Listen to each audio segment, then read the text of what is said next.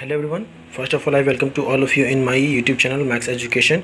यहाँ पर हम सभी क्या कर रहे थे, निम्न की तरफ से प्रोवाइड कराई गई क्वेश्चन बैंक का सोल्यूशन कर रहे थे, जिसमें हम सभी फिटर के सेमेस्टर 1 की मॉड्यूल 2 का बेसिक फिटिंग का जो क्वेश्चन है उसमें 100 तक हम लोगों ने क्वेश्चन को कंप्लीट कर लिया था। अब मैं उससे आगे की क्वेश्चन को कंप्लीट करने वाला हूँ।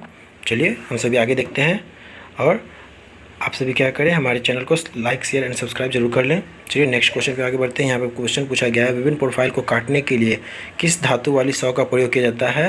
ये हमारा क्वेश्चन 100 था, जो हम लोगों ने पहले पिछली क्लास में कर लिया था, तो उसका राइट आंसर कंटूर सा था। चलिए आगे बढ़ते हैं, 101 से हम लोग स्टार्ट करते हैं आज की क्लास। यहाँ पूछा गया है, फाइल वाली सरफेस पर खरोच चिप्स के उत्पादन का कारण क्या है। What is the reason for scratches produced on the file surface। बोला जा रहा है कि जब आप फाइल करते हैं तो फाइल वाली सरफेस पे क्या होती है कि कुछ स्क्रैचेस आ जाती हैं। तो पूछा जा रहा है उस स्क्रैचेस के आने के कारण क्या होगी। तो उस स्क्रैचेस के आने के कारण हम लोग देखते हैं पिनिंग, ग्लेजिंग, फाइल बाइट या फिर विपिंग। तो हमारा जो राइट आंसर हो जाएगा वो हो जाएगा पिनिंग। पिनिंग क्या होता है, जब फाइल की दांतों में कण फंस जाते हैं, हमारे जॉब के कण फंस जाते हैं, तो जब हम लोग फाइलिंग करते हैं तो वो कण क्या करते हैं, स्क्रैचेस लाते हैं। आगे देखते हैं, यहाँ पर नेक्स्ट क्वेश्चन पूछा गया है कि किस प्रकार का छेनी है। यहाँ पर एक छेनी का प्रकार दे दिया गया, पूछा गया है इस छेनी का नाम बताएं। यहाँ पर जो फिगर में दिया गया है इस छेनी का नाम, तो यहाँ पर आप सभी देखिए क्या किया गया है। यहाँ पर जो आप सभी ये देख सकते हैं, ये क्या है, चेन ड्रिलिंग है। और चेन ड्रिलिंग के ऊपर में ये जो छेनी प्रयोग की जा रही है, वो चेन ड्रिलिंग के लिए जिस छेनी का प्रयोग किया जाता है उसका नाम होता है सॉफ्ट छेनी, वेब छेनी, क्रॉस कट छेनी या डायमंड पॉइंट छेनी। तो हमारा राइट आंसर कौन सा हो जाएगा, हमारा राइट आंसर हो जाएगा B, web chisel. Web chisel क्या होती है, चेन ड्रिलिंग के बाद प्रयोग की जाती है। नेक्स्ट क्वेश्चन में पूछा गया है, why slightly convex is given on the face of hammer. क्यों हथौड़े के चेहरे पर थोड़ी सी उतलता दी जाती है। जब भी आप हथौड़ा देखिएगा तो हथौड़ा नीचे से पूरा फ्लैट नहीं होता, बल्कि हथौड़ा क्या होता है, नीचे से कुछ इस तरह से बना होता है, इसकी उतलता दे दी जाती है। क्यों, तो इसी का आंसर पूछा गया है। चलिए नेक्स्ट हम लोग आंसर में देखते हैं इसके। यहाँ बोला गया है प्रभावी चोट के लिए मीन्स क्या, टू मेक इफेक्टिव स्ट्राइक, या फिर to avoid digging of edges, किनारे की खुदाई से बचने के लिए। टू अलाउ मीन्स अलाउ करना है किसी चीज़ को, इवन लोड एंड स्ट्राइक मतलब चोट मारते समय एक समान लोड अनुमानित करने के लिए, या फिर ऑप्शन डी काम की सतह को नुकसान से बचाने के लिए। तो हमारा जो राइट आंसर हो जाएगा वो हो जाएगा B, to avoid digging the edges, किनारे की खुदाई से बचने के लिए। अगर यह फ्लैट सतह होता तो जैसे हम लोग हैमरिंग करते हैं तो क्या होता है, ये किनारे से कट नहीं करना स्टार्ट कर देता है, इसलिए इसके सर्फेस को क्या किया जाता है, उतलता प्रदान की जाती है, जिससे कि ये पॉइंट क्या होता है, टच होता है और हमारा हैमर वर्किंग करता है। चलिए नेक्स्ट क्वेश्चन की ओर आगे बढ़ते हैं। यहाँ पे पूछा गया है, इस हथौड़े का नाम बताएं। इस हथौड़े का नाम बताएं, what is the name of this hammer. इस हैमर का नाम क्या है। तो यहाँ पर आप सभी देखिए, यहाँ पर आप हैमर में देखिएगा कि ये स्ट्रेट लाइन में आया है हमारा एक्सिस हैंडल का। हैंडल की ये जो एक्सिस है स्ट्रेट लाइन में आ रही है, लेकिन ये पेन जो है इस तरह से बनी हुई है, तो इसको आगे बढ़ाते हैं इस तरह से, तो ये क्या कर रहा है, आपस में क्रॉस कर रहा है। तो ये जो हमारा हैमर है, ये कौन सा हैमर हो जाएगा। आंसर ऑप्शन देखते हैं, मैलेट नहीं, बॉल पेन हैमर नहीं, क्रॉस पेन हैमर। हाँ, हमारा राइट आंसर यही हो जाएगा सी, क्रॉस पेन हैमर हो जाएगा ये। नेक्स्ट क्वेश्चन की ओर आगे बढ़ते हैं। यहाँ पर दिया गया है, what is the name of the angle between the axis of chisel and the job surface while chipping. बोला गया है कि चिपिंग करते समय, मान लेते हैं हम लोग चिपिंग कर रहे हैं, यहाँ पर चीजल है, चिपिंग करते समय यहाँ पर बोला गया है कि वो एंगल कौन सा होगा जो जॉब की सतह के कोनों के बीच बनता है, और कहाँ से, तो यहाँ अक्ष से लेकर यहाँ से यहाँ तक बनता है, इस प्रकार से रहेगा। तो यहाँ से जो चीज़ल है, तो ये सरफेस से लेकर चीज़ल के बीच के एक्सिस के बीच का कोण यहाँ से यहाँ तक क्या कोण कहलाता है। तो वो जो कोण होता है वो हमारा कौन सा कोण कहलाता है, rack angle, point angle, clearance angle या फिर एंगल ऑफ इंक्लिनेशन। तो हमारा राइट आंसर ऑप्शन डी हो जाएगा, angle of inclination is the right answer. Next question में यहाँ पर देखिए पूछा गया है, धातु की वह प्रॉपर्टी क्या है जो टूटने से पहले अस्थायी विकृति की अनुमति नहीं देता है। मतलब धातु का वैसा प्रॉपर्टी, कोई भी मेटल है वैसा प्रॉपर्टी जो टूटने से पहले तक मतलब टूट जाएगा, लेकिन वो क्या करता है, अस्थायी डिफॉर्मेशन मतलब कि परमानेंट डिस्टॉर्शन का अनुमति नहीं देता है। तो वो प्रॉपर्टी का नाम पूछा गया, तो उस प्रॉपर्टी ऑप्शन देखते हैं, टेनेसिटी, हार्डनेस या फिर ब्रिटलनेस, टफनेस। तुम्हारा राइट आंसर बी, सी हो जाएगा, ब्रिटलनेस। नेक्स्ट क्वेश्चन की ओर आगे बढ़ते हैं। यहाँ पर पूछा गया, गहराई माइक्रोमीटर में एक्स के रूप में चिन्हित भाग का नाम बताएं। यहाँ पर जो एक्स के रूप में जो पोर्शन दिया गया है, पूछा गया है कि इस पार्ट का नाम क्या है। तो ये जो पोर्शन होगा, आंसर देखते हैं हम सभी क्या हो जाएगा, क्लैंप, लॉक, स्टॉक या फिर थिम्बल। तो ये जो पोर्शन है ये हमारा क्या है, ये हमारा lock. Answer B is the right answer.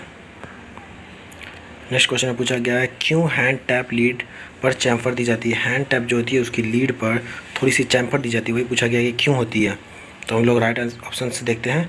Option A में बोला गया है एनिलिंग के लिए, या फिर फिनिशिंग के लिए, स्ट्रेटनेस के लिए, या फिर ग्रिपिंग के लिए।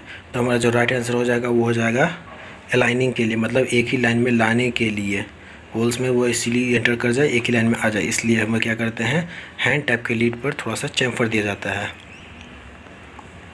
नेक्स्ट क्वेश्चन पूछा गया इस ड्रिलिंग मशीन का नाम क्या है। यहाँ पर आगे में एक फिगर दिया गया होगा, उस ड्रिलिंग मशीन का नाम पूछा जा रहा है। ये रहा फिगर, आप सभी देख सकते हैं। पूछा गया इस ड्रिलिंग मशीन का नाम क्या है। तो ऑप्शन देखते हैं हम सभी। ऑप्शन में दिया गया है pillar drill machine, gang drill machine, bench tap drill machine, या फिर रेडियल ड्रिल मशीन। तो यहाँ पर आप सभी देख सकते हैं इस वाले पोर्शन को देखिएगा, यहाँ पर क्या दिया गया है, एक पिलर दिया गया है, जिस कारण से इस पेंच वाइज का राइट आंसर ए हो जाएगा, pillar drill machine. Next question की ओर आगे बढ़ते हैं। यहाँ पर पूछा गया है इस बाहरी माइक्रोमीटर की ब्रिटिश की रीडिंग क्या होगी। यहाँ पर एक क्वेश्चन फिगर दे दिया गया है और इस फिगर में क्वेश्चन पूछा गया है कि ये जो माइक्रोमीटर है what is the reading of an outside micrometer in British में। इन मीट्रिक में तो ज़्यादातर लोगों को आता है, लेकिन ब्रिटिश में बहुत से लोगों को दिक्कत हो जाती है। चलिए हम लोग आज ब्रिटिश के भी क्लियर कर लेते हैं। तो यहाँ पर आप सभी देखिएगा, यहाँ पर इस क्वेश्चन में यहाँ पर आप सभी गौर से देखिएगा। तो यहाँ पर जो ये मेन लाइन दी गई है, तो मेन लाइन पर आप सभी देख सकते हैं कि यहाँ पर कुछ डिविजन्स दी गई हैं। यहाँ पर भी ऊपर में मेन डिवीज़न और नीचे में जो दी गई हैं वह है सब डिवीज़न, और ये वाला डिवीज़न है थिम्बल डिवीज़न। तो टोटल यहाँ पर 3 तरह के डिविजन्स दी गई हैं, मेन डिवीज़न, सब डिवीज़न और थिम्बल डिवीज़न। लेकिन आप सभी यहाँ पर गौर फरमाइएगा तो पता चलेगा कि जो सब डिवीज़न है, सब डिवीज़न एक नहीं बल्कि 4 है। यहाँ से देखिए 1 0 के बीच में जितने भी सब डिवीज़न है, कितने सब डिवीज़न है, तो 1 2 3 और 4। तो यहाँ पर प्रत्येक सब डिवीज़न का मान होता है 0.025 और मेन डिवीज़न का मान होता है 0.01। बाकी जो बचा थिम्बल डिवीज़न का, तो थिम्बल डिवीज़न का मान होता है जो भी हो, यहाँ पे जो भी आए उसको क्या करेंगे, उसके लिस्ट काउंट से मल्टीप्लाई कर देंगे। इसका लिस्ट काउंट होता है 0.001। तो चलिए अब हम सभी क्या करते हैं, इसके मेजरिंग को देखते हैं। यहाँ पर मेजरिंग में देखिए, आप सभी देख सकते हैं यहाँ पर क्या दिखाई दे रहा है 3। तो पहले तो हम लोग क्या कर लेंगे कि 3 ले लेंगे, इसका मेन डिवीज़न, उसको मल्टीप्लाई कर देंगे। मतलब कि यहाँ पे देखिए आप सभी मेन डिवीज़न बराबर 3, इसको मल्टीप्लाई करेंगे किससे, 0.1 से। उसके बाद हम लोग देख सकते हैं यहाँ पर जो ये दिया गया है थिम्बल डिवीज़न। तो यहाँ पे देखिए 3 के बाद जस्ट आपको एक ही डिवीज़न दिख रहा है जो कि ये वाला पोर्शन है। तो हम सभी क्या करेंगे, थिम्बल डिवीज़न, सॉरी ये थिम्बल नहीं बल्कि सब डिवीज़न। सब डिवीज़न को क्या करें, सब डिवीज़न बराबर हो जाएगा हमारा कितना, हमारा एक घर दिख रहा है तो 1 मल्टीप्लाई कितना करेंगे, 1 मल्टीप्लाई 0.025। तो इससे मल्टीप्लाई करेंगे तो ये आ जाएगा 0.025 ही हो जाएगा। और थिम्बल डिवीज़न कौन सा मैच कर रहा है, तो यहाँ पे देखिए कौन सा मैच कर रहा है। यहाँ पर देखिएगा तो पता चलेगा कि ये वाला पोर्शन 10 दिखा गया, तो ये पोर्शन क्या होगा, 9 होगा। 9, ये पोर्शन 7, ये 8, तो ये वाला तो हमारा कन्फर्म 9 हो गया। तो 9 वाला घर मैच कर रहा है, तो 9 वाले घर को क्या करेंगे, उसके लिस्ट काउंट से मल्टीप्लाई कर देंगे। तो 9 मल्टीप्लाई 0.001, तो हो जाएगा ये 0.009। अब क्या करेंगे, हम सभी को ऐड कर देंगे। तो हमारा मेन डिवीज़न का मान था 0.3, फिर सब डिवीज़न का मान था 0.025 आया था। उसके बाद में थिम्बल डिवीज़न का हमारा जो माना गया वो हो गया 0.009। अब क्या करेंगे, इन सभी को हम ऐड करेंगे। तो 9 6 14 का 4 बचा 1, ये हो गया 2 1 3 और यहाँ पे बच गया 3, तो 0.339। अब देखते हैं हमारा कौन सा आंसर इससे मैच करता है, 0.339। चलिए यहाँ पर देखिए, यहाँ पर जो दिया गया है रीडिंग, ये हमारा किसी से मैच नहीं कर पा रहा है। हमारा जो रीडिंग आया था वो रीडिंग आया था 0.33 और 4, 0.334 हमारा किसी से मैच नहीं कर पा रहा है। लेकिन हम सभी क्वेश्चन में अगर हेड बदल करें, थोड़ा सा देखिएगा, आप सभी समझ में आएगा अच्छे से। यहाँ पर एक घर की जगह 2 घर अगर होता तो क्या होता, 0.3.050, फिर तीसरे घर का 0.009। तो अब देखिए सबको जोड़ते हैं तो 953 पॉइंट, मतलब कि ये इतना आ जाता है, लेकिन कौन सा वाला, सी आता। तो सी हमारा राइट आंसर सही हो जाता है। लेकिन कब, अगर यहाँ पर हमें एक थिम्बल डिवीज़न के साथ साथ एक और थिम्बल डिवीज़न दिखाई देता है, जो यहाँ पे एक दिख रहा है, दूसरा और दिखाई देता, तो ये फिगर में हो सकता हो कि हमें अच्छे हिसाब से दिखाई ना दे रहा हो और एक और थिम्बल डिवीज़न हो। तो हमारा जो राइट आंसर यहाँ पर है, यहाँ पर हमारा राइट आंसर हो जाएगा ऑप्शन सी 0.359। चलिए नेक्स्ट क्वेश्चन की ओर आगे बढ़ते हैं। नेक्स्ट क्वेश्चन में यहाँ पर दिया गया वन ईयर बेबल प्रोटेक्टर की सटीकता क्या होती है। वन ईयर बेबल प्रोटेक्टर जो होती है उसकी सटीकता मीन्स उसके लिस्ट काउंट पूछा गया है, तो वो हमारा राइट आंसर हो जाएगा सी 5 मिनट। नेक्स्ट क्वेश्चन की ओर आगे बढ़ते हैं। यहाँ पर पूछा गया है इस वर्नियर कैलिपर की रीडिंग क्या है। यहाँ पर आगे में एक वर्नियर कैलिपर की फिगर दे दी गई है और पूछा गया कि वर्नियर कैलिपर की रीडिंग बताएं।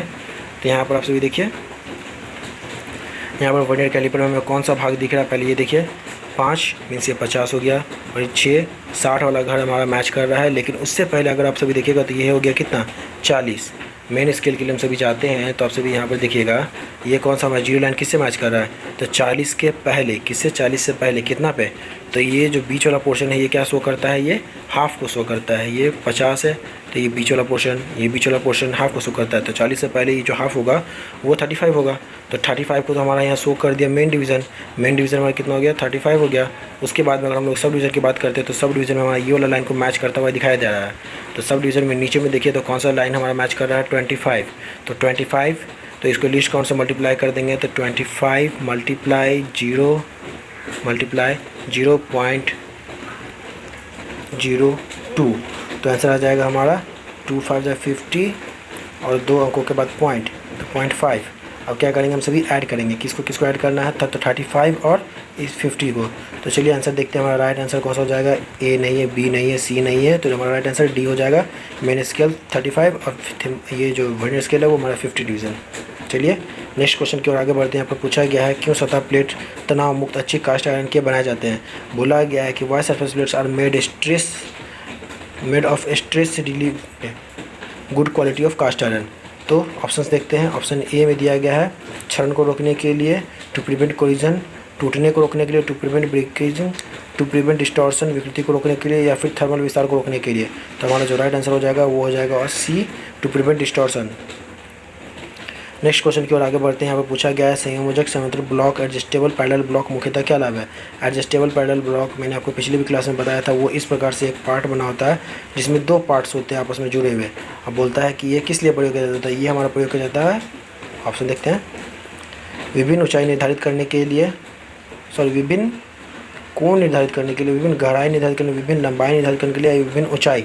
तो हमारा राइट आंसर क्या हो जाएगा, विभिन्न ऊंचाई निर्धारित करने के लिए। जो हमारा यहाँ पर दिया गया एडजस्टेबल पैरेलल ब्लॉक क्या होता है कि नीचे से सहारा देकर क्या करता है, हाइट को एडजस्ट करता है। यूनिवर्सल सरफेस गेज के किस भाग का उपयोग आवश्यक सही पोजीशन पर स्क्राइबर सेट करने के लिए किया जाता है। पूछा जा रहा है यूनिवर्सल सरफेस गेज। मान लीजिए आपको एक यूनिवर्सल सरफेस गेज का फिगर दे दिया जाए like this. Universal surface gauge भी कुछ इस तरह से ही होता है। बोला जा रहा है यूनिवर्सल सरफेस गेज के वो कौन सा पार्ट है जो क्या करता है, हमारा सही पोजीशन पर स्क्राइबर को सेट किया जाता है। तो स्क्राइबर को सेट करने के लिए तो हम लोग स्नग का प्रयोग करते हैं, लेकिन यहाँ पे सही पोजीशन में बोल दिया गया, मतलब उसे फाइन एडजस्टमेंट में। तो फाइन एडजस्टमेंट के लिए हमारा हो जाएगा, ऑप्शन देखते हैं, snug, guide pin, rocker arm या फाइन एडजस्टिंग स्क्रू। क्या है, राइट आंसर डी सही है। नेक्स्ट क्वेश्चन में पूछा गया है कि कन्वर्ट 1 माइक्रोमीटर इन 1 मीटर इंटू मिलीमीटर। मिलीमीटर में कन्वर्ट करना है वो मीटर को, तो हमारा राइट आंसर सीधे यहाँ पर सही हो जाएगा सी 1000 मिलीमीटर। नेक्स्ट क्वेश्चन में यहाँ पर देखिए, यहाँ पर पूछा गया है what is the name of the भी ब्लॉक। यहाँ पर जो भी ब्लॉक दिया गया है उस भी ब्लॉक का नाम पूछा जा रहा है। आप सभी देख सकते हैं, इसे कहा जाता है लेवल और इसे कहा जाता है ग्रुप। तो यहाँ पर लेवल और ग्रुप दोनों दी गई हैं, लेकिन देखिएगा आप सभी तो यहाँ पर एक ही लेवल और एक ही ग्रुप दी गई है, तो इसलिए इसे कौन सा नाम रखा जाएगा। Option A V group B block, नहीं, single level and single group B block. तो हमारा राइट आंसर बी ही सही हो जाएगा। क्या है ये, सिंगल लेवल सिंगल भी ब्लॉक है। अगर यहाँ पे एक और ग्रुप इस तरह से दे दिया जाता तो सिंगल लेवल डबल ग्रुप हो जाता है ये। नेक्स्ट क्वेश्चन की ओर आगे बढ़ते हैं। यहाँ पे पूछा गया है संयोजन सेट मीन्स कॉम्बिनेशन सेट में एक्स मार्क जो दिया गया है उस पार्ट का नाम पूछा जा रहा है कि इस एक्स वाले पार्ट का नाम बताइए। तो एक्स वाले पार्ट पे आप अगर गौर से देखिएगा तो यहाँ पे खाली स्थान दिया गया है जिसमें क्या किया जाता है, स्क्राइबर को फिट किया जाता है। तो इसमें क्या हो जाएगा हमारा right answer, rule, scriber, clamp nut या फिर स्पिरिट लेवल। तो हमारा राइट आंसर क्या हो जाएगा, स्क्राइबर। नेक्स्ट क्वेश्चन की ओर आगे बढ़ते हैं। नेक्स्ट क्वेश्चन में यहाँ देखिए, नेक्स्ट क्वेश्चन में यहाँ पर 119 से पूछा गया है राउंड बार के केंद्र को खोजने के लिए किस कैलिपर का प्रयोग किया जाता है। ऐसा कौन सा कैलिपर है जिसके द्वारा हम लोग क्या कर सकते हैं, कोई राउंड बार होगा तो उस राउंड बार के हम लोग उसके केंद्र को मीन्स यहाँ से सेंटर को ज्ञात कर सकते हैं। तो उस कैलिपर के लिए हम लोग जिस कैलिपर का प्रयोग करते हैं उसका नाम देखते हैं, inside caliper, jenny caliper, vernier caliper या आउटसाइड कैलिपर। तो हमारा जो राइट आंसर हो जाएगा वो हो जाएगा जैनी कैलिपर। नेक्स्ट क्वेश्चन की ओर आगे बढ़ते हैं। यहाँ पर पूछा गया है कि चिन्हित यहाँ पर छेनी में ये जो लिखा गया अल्फ़ा से चिन्हित का नाम पता है। यहाँ पर देखिए छेनी का पार्ट दिया गया है, यहाँ पर एक लाइन खींच दी गई है और ये चीज़ल है, चीज़ल के यहाँ से यहाँ तक दे दिया गया है कौन सा एंगल, तो इसका कटिंग एंगल। उसके बाद ये नीचे का पोर्शन, ये ऊपर का पोर्शन और यहाँ से यहाँ तक एक और एंगल दे दिया गया है। तो इन सभी में आप सभी देखिए हमसे ये वाले क्वेश्चन पूछा गया है, ये अल्फ़ा वाला कौन सा है, तो ये हमारा जो होता है ये होता है क्लीयरेंस एंगल, ये वाला पोर्शन होता है रैक एंगल, ये वाला होता है कटिंग एंगल और ये होता है एंगल ऑफ इंक्लिनेशन। तो हमारा राइट आंसर ये वाला हो जाएगा जो कि है कौन सा, क्लीयरेंस एंगल। तो चलिए ऑप्शन में देखते हैं कहाँ पे क्लीयरेंस एंगल दिया गया है।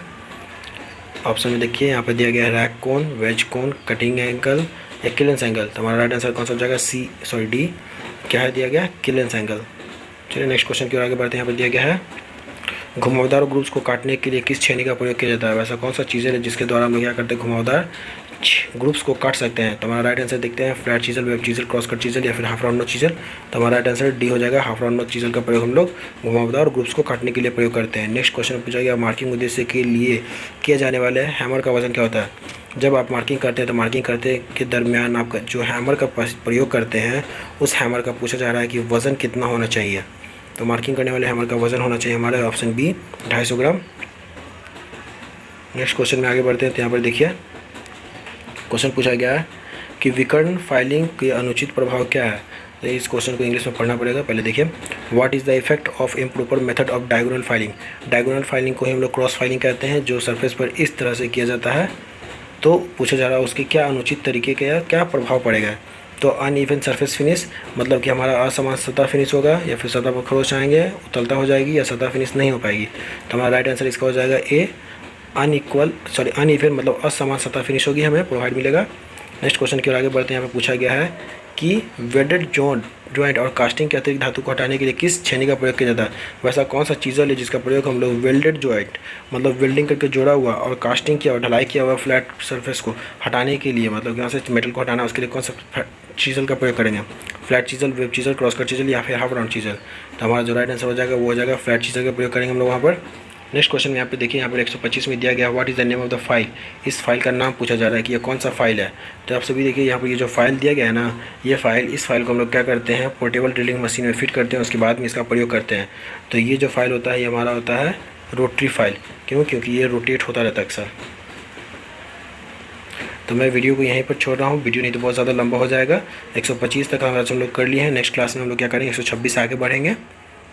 क्या करें आप सभी, हमारे चैनल को लाइक एंड शेयर सब्सक्राइब जरूर करें ताकि अपने दोस्तों को भी पहुँचाएँ। शुक्रिया।